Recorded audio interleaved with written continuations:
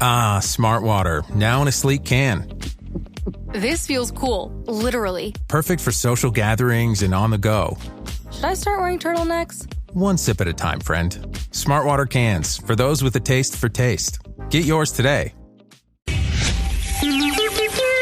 It's the 77 WABC News Hour. Sponsored by Secure Cash, LLC. Talking the news with Noam Laden. All the news you need to know with Joe Nolan, traffic, Justin Ellick, sports. And now, Talking the news with Noam. On 77 WABC. Yes, that's me. 5 o'clock. Good morning. It is Tuesday, May 27th. Your forecast from the 77 WABC Weather Center. Sunshine this morning. Clouds this afternoon. Another beauty of a day on the way. High 74. Tonight and overnight cloudy, low 59. And then the rain comes back tomorrow, Wednesday. Clouds in the morning, showers in the afternoon, high 65. If you're walking out the door with us right now, 50 and clear in East Hampton out on Long Island.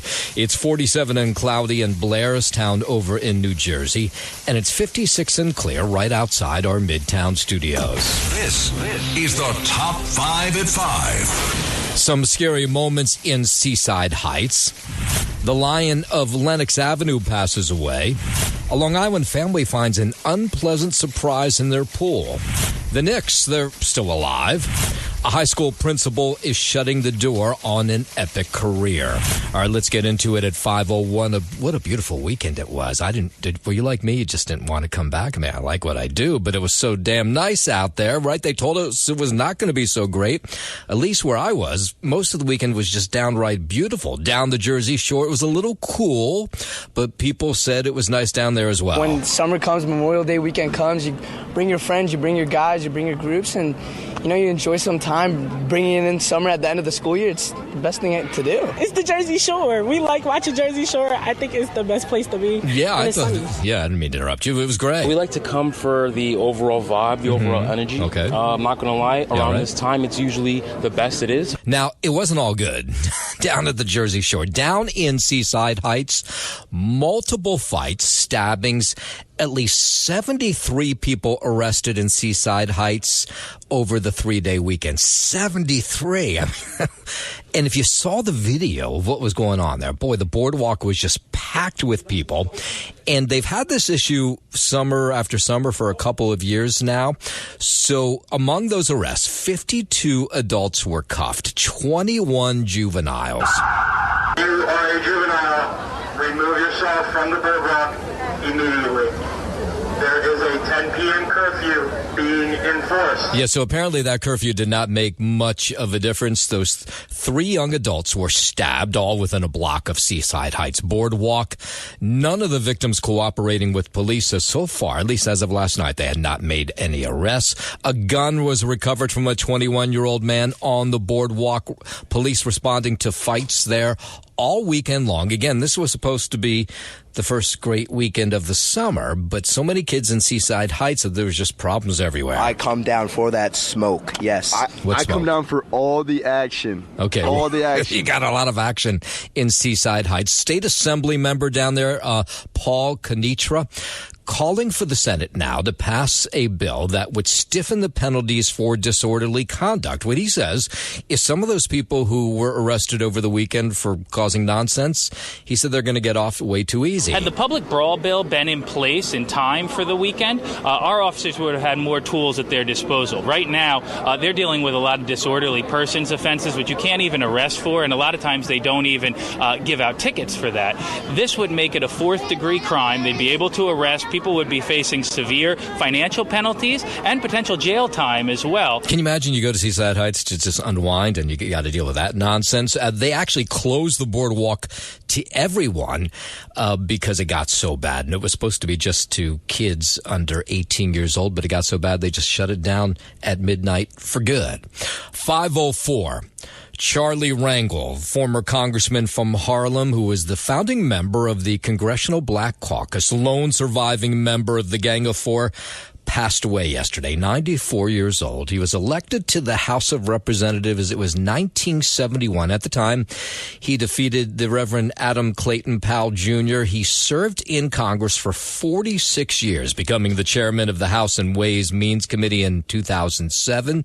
He represented what is now New York's 13th congressional district, was a veteran who served in the Korean War, was awarded a Purple Heart and a Brown Star. The person who took his place, Congressman Adriano Espaillat, talking about him yesterday. Charlie Rangel was someone that had this art, this ability to convince people.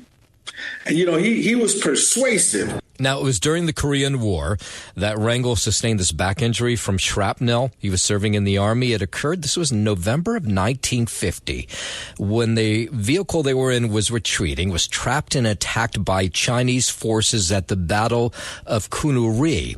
He was part of the 2nd Infantry, and he says it was a life-changing moment because he survived it, and he said everything after that was going to be okay. I was shot and left for dead, and I survived. And I haven't had a bad day since. And as we told you, Purple Heart, a Bronze Star from his effort with the Army. Yesterday, you had former President Clinton praising his friend, he said, Rangel, for helping cities flourish with enterprise zones, which was an idea he came up with. I'll never forget how he took the lead on this idea I had for enterprise zones, to get people to invest in urban areas and bring them back, and it worked. Rangel met the love of his life, Alma, on the dance floor of the legendary Savoy Ballroom. That was back in the 1950s. She actually just died back in October, also at the age of 94. They have 2 children, a number of grandchildren.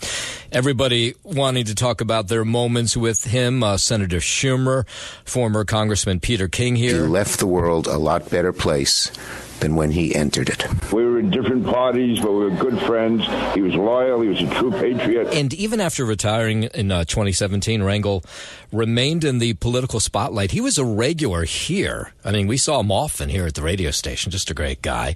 Involved in all kinds of things. He launched the Charles B. Rangel Infrastructure Workforce Initiative that created jobs, particularly up in the Bronx. He was the fixture behind reopening the Apollo Theater. I think a lot of people forgot about this, but he was really involved in reopening it, and of course it's successful to this day. One of the things that I think about a lot with the legacy is the Apollo Theater, and trying to really bring that to fruition after it was bankrupt for a very long time, and putting energy into creating that cultural mecca back. Yeah, and it still is. And the Reverend Al Sharpton saying that we lost the lion of Lenox Avenue. He never stopped fighting. He never stopped being part of his community. And that is why we feel like it is a loss to all of us, a family member, like our daddy died, or granddaddy died. Yeah, so no word yet on funeral arrangements, at least of last night. We haven't heard from anybody. But Governor Kathy Hochul has directed state flags to fly at half-staff in his honor. WABC News Time 509. New York City worker killed in a sewage boat explosion over the weekend on the Hudson has been identified. The Department of Environmental Protection says it was a beloved engineer who was killed, 59-year-old Raymond Feege. He'd been with the DEP for 33 years, and when the blast went off, he was thrown into the river near a wastewater treatment plant in Upper Manhattan. The chief marine diesel engineer was trapped between the boat and the pier at 135th Street. Rescue crews managed to reach him and pulled him out of the water, but he later died. 2 other workers hurt in the blast are recovering. No official word yet on what caused the tragedy. Lisa G., 77 WABC News. A mystery for police after the body of a man found in a Long Island swimming pool. An East Shoreham homeowner was uncovering his pool for the season Sunday when he lifted the lid and found the body. The Suffolk County Medical Examiner will determine the cause of death and the identity of the deceased. There's talk the body might be that of Matthew Zoll, the 23-year-old fugitive who police think stabbed his father to death in their Rocky Point home last November. Andrew Whitman, NBC News Radio, New York. WABC News Time 510. Let's go down to Washington. President Trump says Russian President Vladimir Putin has gone absolutely crazy. I'm not happy with what Putin's doing. He's killing a lot of people, and I don't know what the hell happened to Putin. I've known him a long time, always gotten along with him. but he's sending rockets into cities and killing people, and I don't like it at all. He says the Russian leader is needlessly killing a lot of people and that he's always said Putin wants all of Ukraine, not just a piece of it. Ukrainian President Zelensky posting social media over the weekend says nearly 300 attack drones were launched by Russia over the weekend. And President Trump apparently needs to work on his deal-making skills. This according to Connecticut Congressman Jim Himes, who was talking about the war in Ukraine, and he believes the president hasn't done enough to try and stop it. We really uptick the sanctions. We stop the export of oil. We pressure India to stop buying Russian oil. And, of course, we keep arming the Ukrainians. Now, this is the latest we heard, that about 12 people were injured in those Russian drone attacks over the weekend, damaged homes, apartment buildings. Maximize the leverage of the West so that we can bring this war not just to a conclusion, but to a fair and just conclusion that will keep the Russians from invading countries in the future. We go from Ukraine to the Middle East. The executive director of the United Nations World Food Program says more food aid needs to get into Gaza as soon as possible to avoid an utter catastrophe. Cindy McCain, the widow of John McCain, said that while Israel is now letting food trucks into Gaza, the number is far lower than before the 11-week blockade began. We were getting in 600 trucks a day. Right now we're getting in maybe 100, something like that. So it's not nearly enough, and it needs to be going to the correct places. And she was unaware of this proposed plan that would reportedly replace UN-coordinated aid networks with mostly American private contractors. I can't tell you as to exactly what Netanyahu's thinking or anything else. What I do know for a fact is that we need food to get into Gaza to avoid an utter catastrophe. It's complicated right now. And again, I will tell anybody who will listen, we need to get in at scale and be allowed to feed these people before a further catastrophe occurs. You see a World Food Program truck coming in and they run for it. This doesn't have anything to do with Hamas or any kind of organized crime or anything. It has simply to do with the fact these people are starving to death. And a U.S.-backed ceasefire deal between Hamas and Israel apparently is back on the table, though, of course, we've heard this before. That, according to U.S. Special Envoy Steve Witkoff, who told CNN last night that a deal would see the release of half of the living hostages and half of those who died in exchange for a ceasefire that would lead to talks to end the war in Gaza. 5:13, North Korea joining China now in opposition to President Trump's Golden Dome missile shield plan, calling it a very dangerous threat that could lead to a nuclear war in space. Pyongyang's foreign ministry has called Donald Trump's plan for building a new missile defense system as the root cause of sparking off a global nuclear and space arms race, adding it risks turning outer space into a potential nuclear warfield. Pyongyang has repeatedly declared itself an irreversible nuclear weapons state, and analysts say that its strong reactions suggest it views the Golden Dome system as being capable of weakening the effectiveness of its nuclear arsenal. Beijing, too, has warned that the plan violates the principle of peaceful use of outer space. China has been closing the gap with Washington when it comes to ballistic and hypersonic missile technology. Laura Westbrook, Hong Kong. The number of injured stands at nearly 50 now after a van plowed into a crowd in Liverpool, England yesterday. The crowd was gathered to celebrate Liverpool's Premier League soccer title. Police say a 53-year-old British man from the Liverpool area has been arrested. Northwest Ambulance Service Head of Service David Kitchen said of those people, one adult and one child have serious injuries. Assistant Chief Constable Jenny Sims said that the incident is not being investigated as an act of terrorism. I'm Mark Mayfield. What do you make of that slap, that punch to Macron as his plane landed in Vietnam? We'll get into that story in just a moment. But first, 5:15, let's head over to the 77 WABC Sports Desk. Good morning, Justin Ellick. Good morning, Noam Layden. We're all looking ahead to tonight on the NBA hardwood out in Indiana. Our New York Knicks going against the Pacers for Game 4 of the Eastern Conference Finals. Of course, Indiana leading the series 2-1. The Knicks getting a big win in Game 3 over the weekend. And the Pacers are 2.5-point favorites in a big Game 4 tonight. The Knicks trying to even things up at 2 games apiece before coming on back to New York. Last night from Minnesota, the final, the Thunder beating the Timberwolves 128-126. Now OKC jumps out to a 3-1 series lead there in the Western Conference final. To the diamond in Anaheim, Anthony Volpe hit a 3-run double during the Yankees' 4-run fifth inning, and Ryan Yarbrough yielded 2 hits over 6 innings in the Yankees' 5-1 victory against the Angels. Cody Bellinger had 2 hits and an RBI in New York's 9th victory in 10 games. Yarbrough recovered and delivered with another strong outing for New York, striking out 7 and eventually retiring 13 of his final 14 hitters. The left-hander has allowed 5 runs in 20 innings across 4 starts since joining the rotation this month. Up next for the Yanks, Carlos Rodon will get the start in tonight's Game 2 of 3 against the Angels. First pitch is scheduled for 9:40 p.m. from Anaheim. In Queens, Tyrone Taylor hit a leadoff double in the 9th inning and scored on Francisco Lindor's walk-off sac flies. The Mets mounted a late comeback to edge the Chicago White Sox 2-1 in the opener of a 3-game series. New York manages 2 base runners through the first 6 innings against Adrian Hauser, and then left the bases loaded in the 7th before Juan Soto delivered a tying sac fly in the 8th. Edwin Diaz tossed a hitless inning for the win as the Mets won their 3rd straight game since dropping 6 of 8.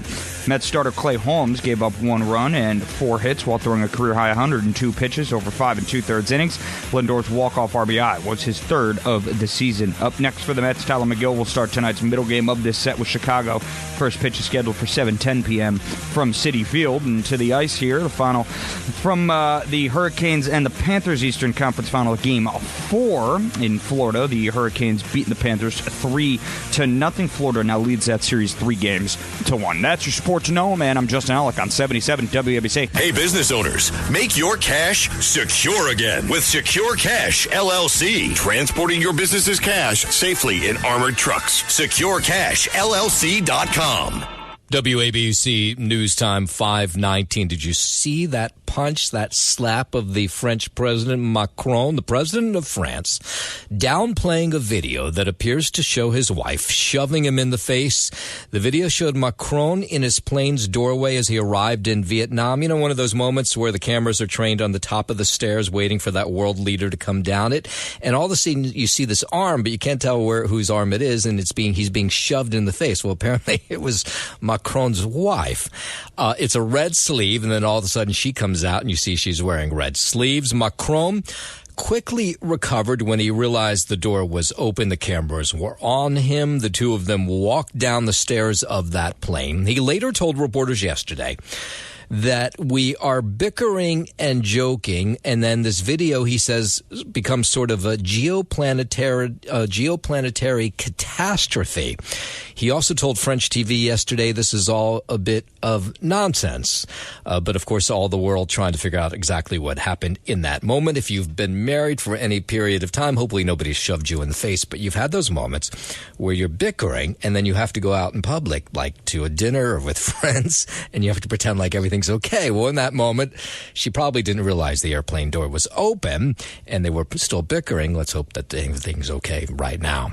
Let's bring it back home, down to Washington. The Senate now set to take up President Trump's so-called Big Beautiful Bill after the House narrowly passed the massive spending and tax cut measure by a single vote last week. Senate Republicans have promised to make changes to the bill, but House Speaker Mike Johnson hopes they don't do that. I have a very delicate balance here, a very delicate equilibrium that we've reached over a long period of time, and it's best not to meddle with it too much. Now, the House Speaker takes issue with a Congressional Budget Office estimate that almost 8 million Americans would eventually lose their health care coverage because of cuts to Medicaid. He contends that many of those people are illegal immigrants or able-bodied young men who refuse to work and are committing fraud by enrolling in Medicaid. Wages will rise. Job creators, entrepreneurs, risk takers will have more ability to expand their businesses. U.S. manufacturing onshore is being incentivized. All these things will work together to make the economy grow faster than many of these projections are putting forth. You got more than 1.4 million illegal aliens on Medicaid. Medicaid is not intended for non-U.S. citizens. It's intended for the most vulnerable populations of Americans, which is pregnant women and young single mothers, the disabled, the elderly. Now, it's not clear what's going to happen in the Senate, but Johnson actually says this bill doesn't go far enough. off. We've got to turn this aircraft carrier. You don't turn an aircraft carrier on a dime. It takes a mile of open ocean to do it. And it took us decades to get in this financial situation. We can't just flip a switch and get out of it overnight. WABC News Time 522 while we're down in Washington. The former Surgeon General, Vivek Murthy, calling on Congress to do more to protect children from the harms of social media. He says that lawmakers need to establish some safety standards for social media platforms because right now, he says, there are not enough protections for kids. It's equivalent of putting our kids in cars with no seatbelts, with no airbags, and having them drive on roads with no speed limits and no traffic lights. And that is just morally unacceptable. This is one of these things you get the sense that like decades from now, we'll look back and go, oh, God, we should have done a better job of patrolling this. But Dr. Murthy also wants to see warning labels on social media apps to require more data transparency so researchers can better study the effects of social media on young people. I can just tell you from having young people in the house, it's not good. I think Congress has so far failed in its responsibility to protect our kids, but it's not too late. They need to step up and act now. Put warning labels on social media platforms so that parents and kids are aware of the risks that we see. Yeah, and I can tell you as a parent, the key part is you have to patrol it yourself. Make sure your kids aren't doing something, looking at something they shouldn't be looking at. We do see changes both in the structure and the function of the brain. So the bottom line is these devices, these platforms in particular, social media platforms, are having an effect on our children. Yeah, if you're not looking at their phone, you should be. 524, President Trump delivering the commencement speech at the U.S. Military Academy in West Point over the weekend. He told graduating cadets they're becoming officers in the most powerful army in the world. You are the first West Point graduates of the golden age of America. This is the golden age, I tell you. Promise. He praised the newly minted officers as winners who will lead the Army and then listed some of the West Point class of 2025's accomplishments. This class includes 513 graduates who completed Air Assault School, 70 who completed Airborne School, 8 who made it through the ultra-elite Army Diver School, among the most difficult and grueling programs anywhere on Earth. That includes the first 2 women in West Point history to complete diver school, cadets Megan Cooper and Clara Sabu. Where are you? Stand up. Yeah, I had friends who were at the ceremony over the weekend. They said it was great. It always is. President Trump honoring those who gave their lives in the military during memorial services yesterday. He visited Arlington National Cemetery to mark the day. We gathered today to honor the incredible service members who rest in glory in this cemetery and burial grounds around the world and in 1,000 lonely places known only to God. And over at the Intrepid Museum, they had their annual Memorial Day ceremony that honors service members who made the ultimate sacrifice. It was a beautiful day, so they had a large crowd over at Pier 86. We gather not merely to mark a holiday on the calendar, but to remember, profoundly and reverently, the true calls to the freedoms we cherish as Americans. Ceremony, as it does every year, includes a wreath-laying event in honor of the fallen, the unfurling of a 100-foot U.S. flag.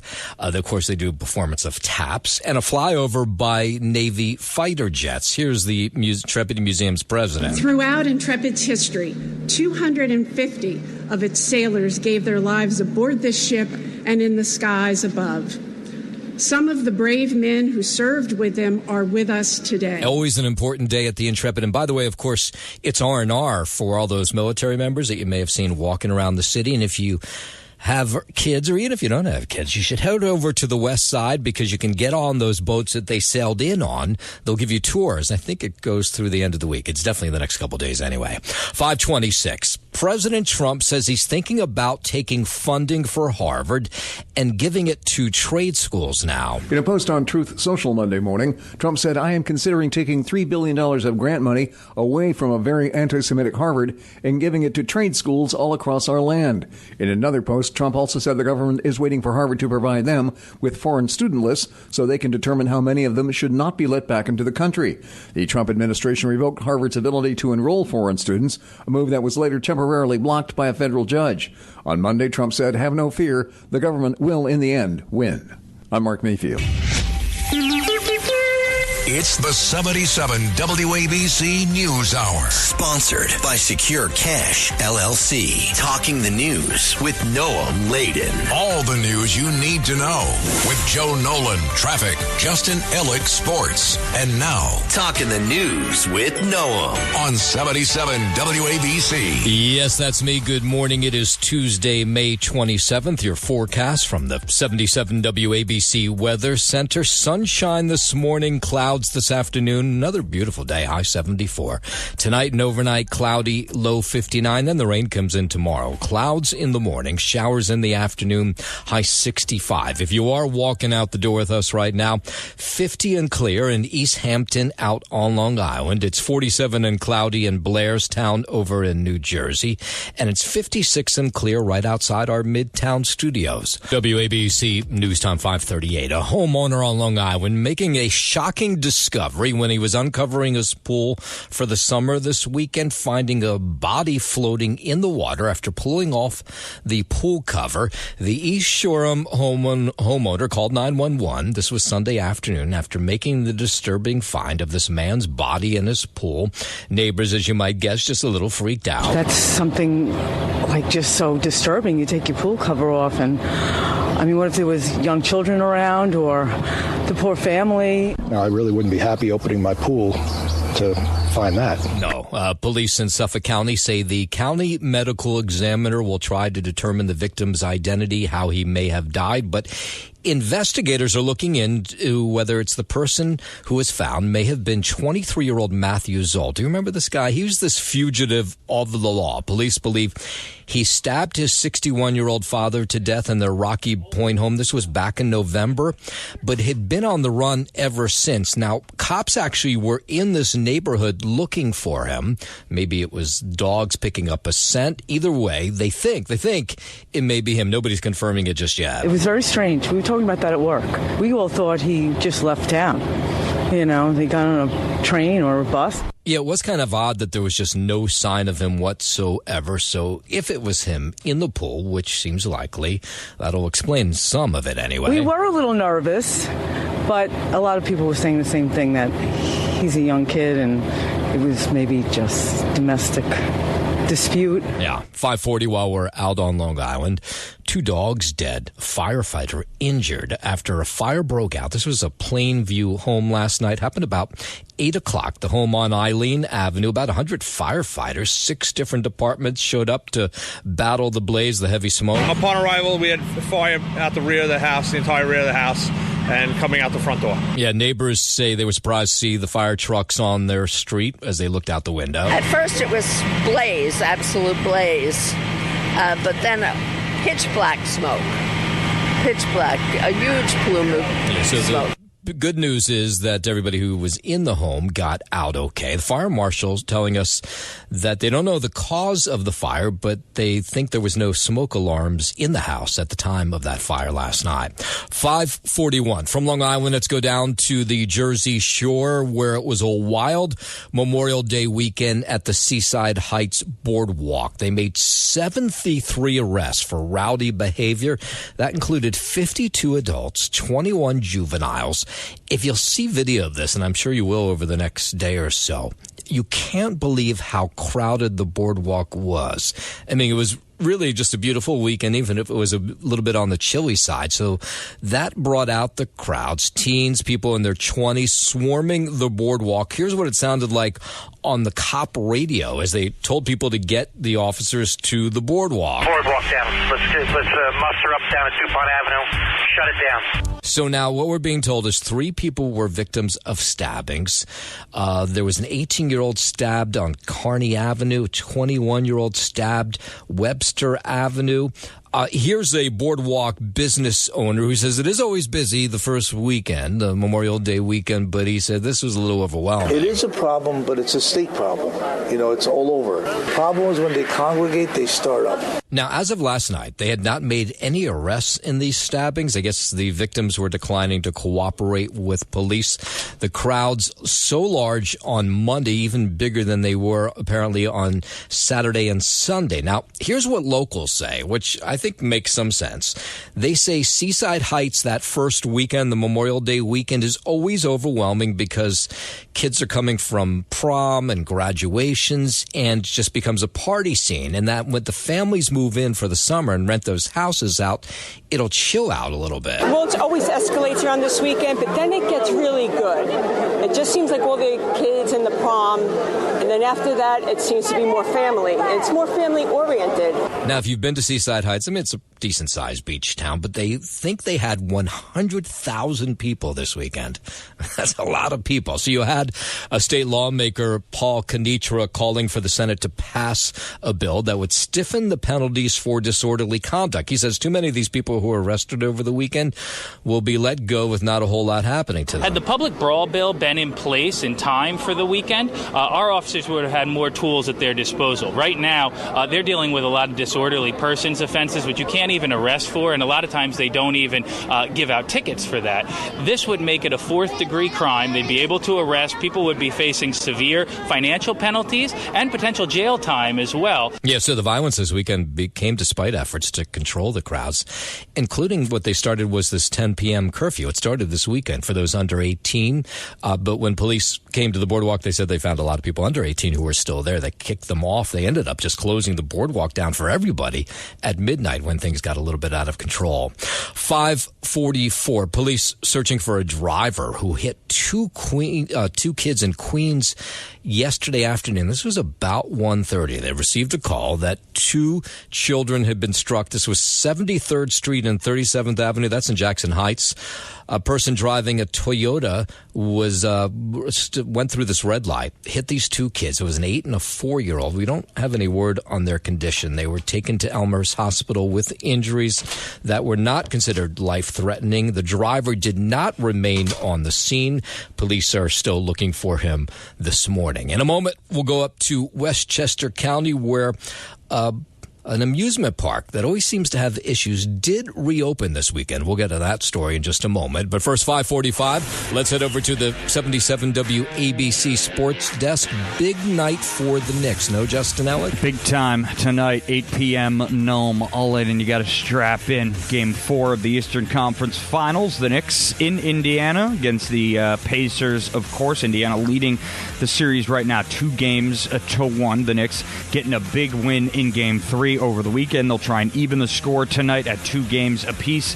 And in Game 4, the Pacers, they're 2.5-point favorites. Last night, the final for Minnesota saw the Thunder beat the Timberwolves 128-126 in Game 4 of the Western Conference Finals. OKC now leads that series, commanding 3-1 right now. To the Diamond in Anaheim, Anthony Volpe hit a 3-run double during the Yankees' 4-run fourth inning, and Ryan Yarbrough yielded 2 hits over 6 innings in the Yankees' 5-1 victory against the Angels. Cody Bellinger had 2 hits and an RBI in New York's 9th victory in 10 games. Yarbrough recovered and delivered with another strong outing for New York, striking out 7 and eventually retiring 13 of his final 14 batters. The left-hander has allowed 5 runs in 20 innings across 4 starts since joining the rotation this month.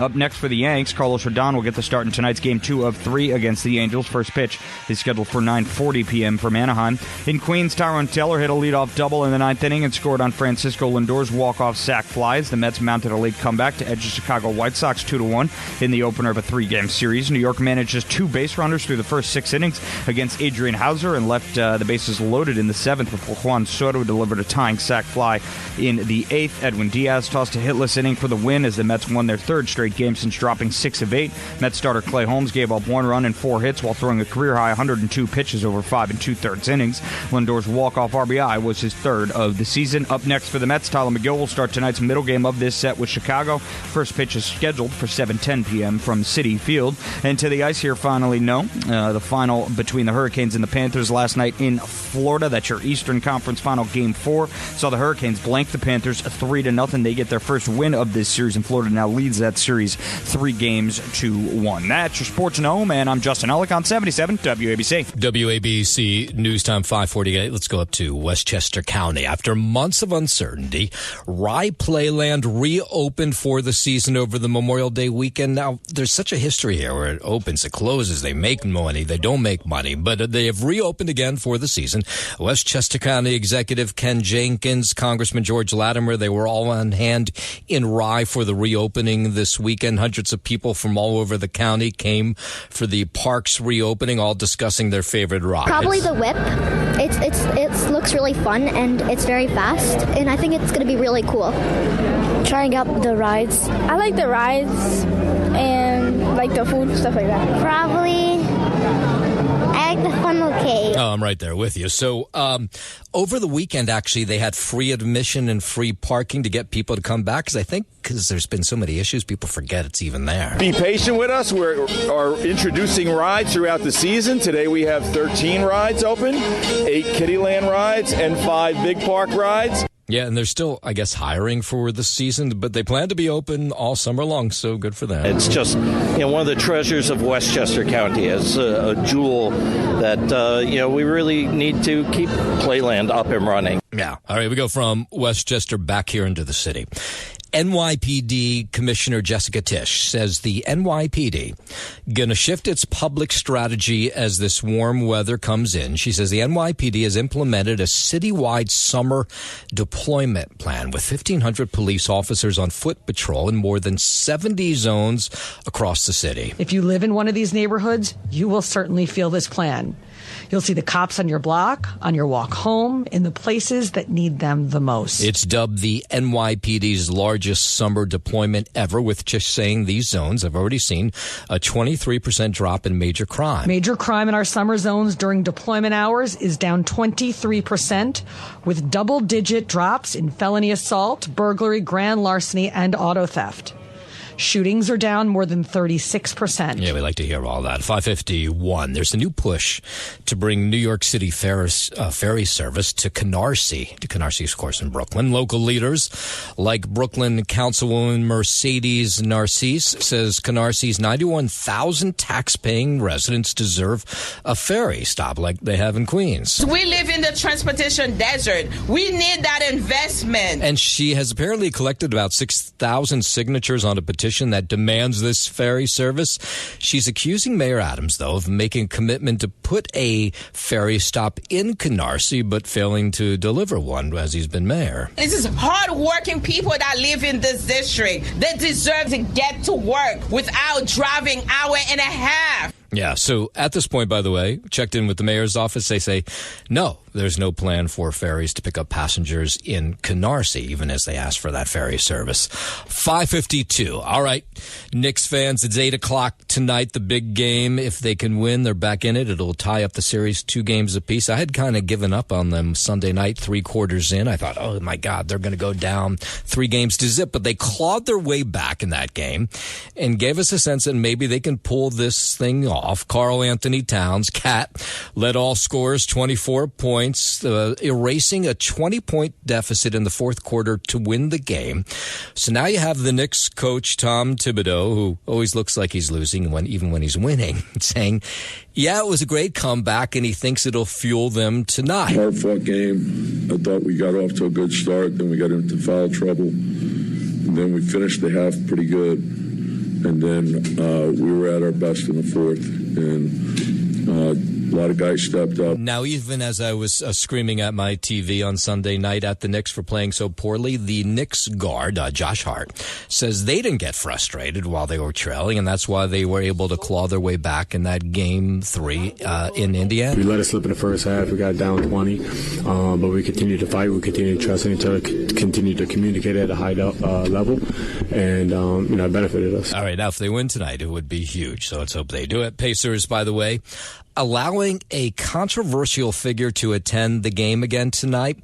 Tyrese Halliburton's dad, John, is now going to be unbanned from coming to home and road games. You might have followed this story. He was barred by the Pacers from watching his son play after he got into an on-court confrontation with the Buck star Giannis, following a playoff game late in April. So they had booted him from the Pacers home court, but now apparently they'll let him in for tonight's game. 5:54. There were a lot of events for Memorial Day yesterday, including the ones on the Intrepid. It includes the 10 o'clock ceremony at the Intrepid, where they lay a wreath in the water. The museum president there at the Intrepid says it's the biggest event of the year. They always get a good turnout, and they did yesterday because it was just beautiful out. Families come, those who have served in any of the armed forces, and it really just is a moment to reflect and say, you know, Memorial Day isn't only for barbecues. This is what it's really about. This ceremony included the unfurling of the American flag, the laying of the 4 ceremonial wreaths in the Hudson River, a rifle salute, all part of what was a big day for the Intrepid to honor those who were killed in the line of duty, in the line of service. We have former crew members that served actively on our ship, which are still here with us and are volunteering on a daily basis. We have veterans from the tri-state area, and we have active military. And of course, you know, it is Fleet Week, so you have all the people, all the sailor soldiers who are here for some R&R. And as I was suggesting earlier, you can get free tours of the ships on the west side. Someone already reached out to me this morning to say, you have it right. Yes, most of the week, those ships will be available for free tours. So head on down to the west side. It's always exciting to see those ships up close. The Soup Kitchen rocker John Bon Jovi opened. You know that soup kitchen that he opened in Ocean County Library in Toms River? It's sticking around a little longer. Remember, there was a pushback from some lawmakers there who were afraid it was going to bring homeless people to this town, Toms River. But in an online post, organizers say the kitchen, which has served about 2,600 meals since it opened 11 weeks ago, has also helped 2 people find permanent housing and connected others with legal aid, is going to stay open at the JBJ Soup Kitchen, or Soul Kitchen as they call it. Customers can pay for the meals or they can pay it forward, helping those who are unable to afford a good meal stop by and get one good meal. And we'll end with this story. Principal Bill Lessa first walked through the doors of Cardinals Hayes High School as a social studies teacher all the way back in 1971. Oh, wait a second. This is my son texting me that he's just gotten off the flight from Israel and everything's okay. Good for him to text me, welcome home, Gabe. All right. Now, Bill Lessa first walked through the doors of Cardinal Hayes High as a social studies teacher in 1971. He never envisioned that he would one day become the school's longest-serving principal. So they are celebrating what is a 53-year career at the all-boys Catholic institution up in the Bronx. He said, no, I never thought that I would last this long at the school, but he said it's been quite a ride. I always look at the young men who come back and tell me that they've done things that have made the world a better place. I have a doctor who is in charge of neonatal care in White Plains, Dr. Jolly Marty, who has saved hundreds of babies, things of that things that I can put my hands on. Yesterday we had Willie Colon here from the Jets. And it's been all kinds of celebrations for Bill Lessa that included a mass and a brunch to recognize his years of service to the high school. Thanks for listening to the News Hour with Noam Laden. You can hear the News Hour with Noam Laden weekday mornings at 5 on 77 WABC. If you like the podcast, share it with your friends and listen anytime at WABCRadio.com and download the WABC Radio app. Hit that subscribe button on all major podcast platforms. Plus, follow WABC on social on Instagram, TikTok, Facebook, and X. See you next time for a new episode, so you never have to wonder, what the heck is going on here?